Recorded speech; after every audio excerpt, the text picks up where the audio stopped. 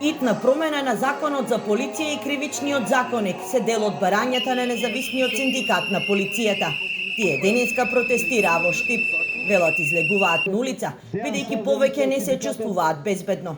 Бараат да им се зголемат овластувањата, а казната за напад врз службено лице да се зголеми на минимум 5 години. И ова е синдикат препознатлив по улиците кои ни се единствено место од кај ги бараме нашите права, бидејќи 8 години жолтиот синдикат кој е врзан со министерот, односно со министрите и со кабинетот на Министерството за внатрешни работи и е слеп послушник и ги слуша насоките кои ги бараат владините одлуки кои ги имаат во моментов само за нивно добро, а за лошото на полицајците и за лошото на државата. Подршка добија и од синдикатот на затворската полиција, од каде велат дека со секое одење на работа стравуваат за сопствените животи.